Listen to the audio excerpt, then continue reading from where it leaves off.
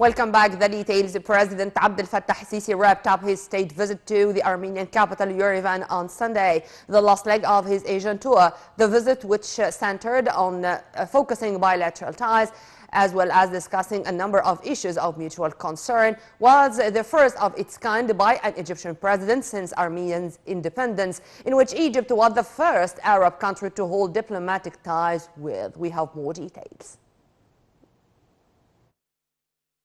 Speaking at a joint press conference with Armenia's President Fagen Khatchatorian following their talks in the Armenian capital on Sunday, President Abdel Fattah el-Sisi described ties between Cairo and Yerevan as distinguished and said that their talks had focused on Egypt's leap in the field of energy and its strategy regarding green hydrogen.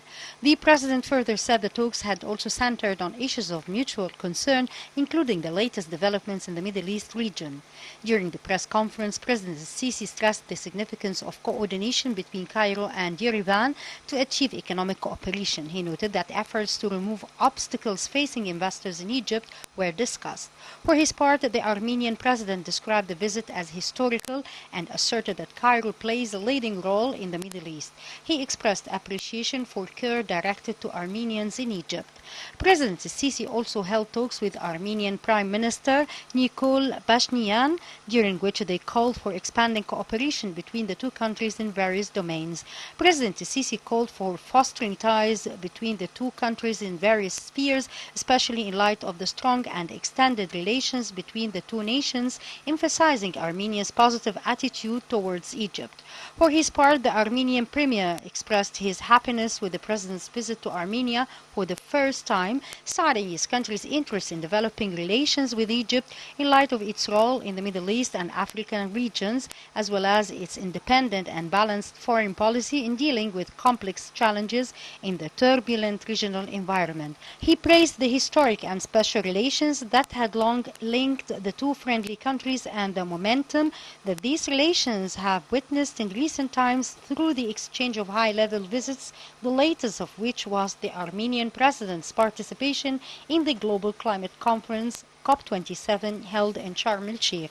During the discussions, the president reviewed the ongoing development plan being carried out by the state, as well as the national projects being implemented, providing opportunities for investments. The talks also witnessed an exchange of views on a number of regional fields and crises, probing their implications on the security of the European continent.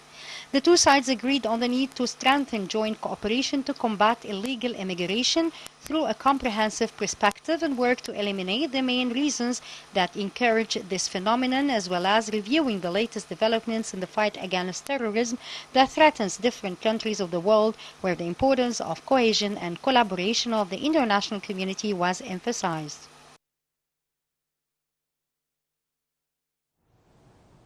Minister of Interior General Mahmoud Tawfiq received the Minister of Defense and Military Production and Armed Forces General Commander Mohammed Zaki on Sunday. During the meeting, which was also attended by key Armed Forces commanders, including Armed Forces Chief of Staff Lieutenant General Osama Askar, Minister Zaki extended his greetings to Minister Tawfiq and the police authority on the occasion marking the 71st Police Day.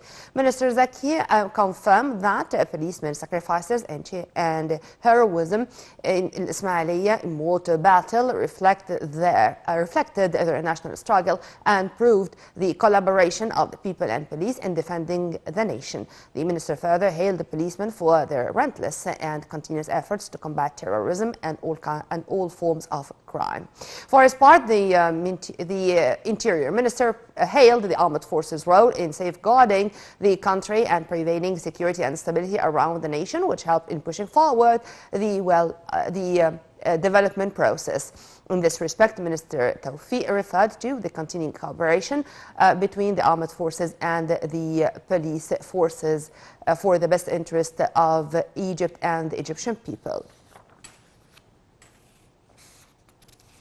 American Secretary of State Antony Blinken arrived in Egypt on Sunday at the start of a three-day Middle East tour amid violence that flares between the Israelis and Palestinians in the occupied territories, and with Iran and the war in Ukraine high on the agenda of talks. We have more details.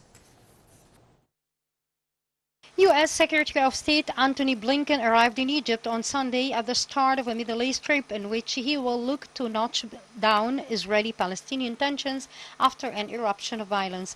The State Department said that Blinken is also expected to discuss regional issues such as Libya and Sudan. Blinken, who will travel Monday and Tuesday to Jerusalem and Ramallah after his stop in Cairo, had long planned the visit to see Israel's new right-wing government.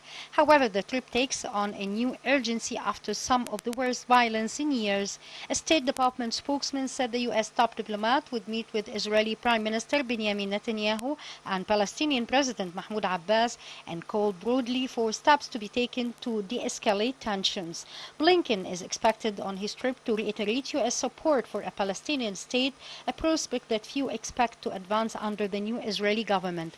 The State Department said that Blinken would also call for the preservation of the status quo at the flashpoint Al-Aqsa Mosque compound, which is holy both to Jews and Muslims. Blinken's visit is part of an effort by Biden administration to engage quickly with Netanyahu, who returned to office in late December, leading the most right-wing government in Israel's history. Earlier in January, Biden's national security advisor, Jake Sullivan, visited the region to discuss Iran after Biden's efforts to restore a 2015 nuclear accord effectively died.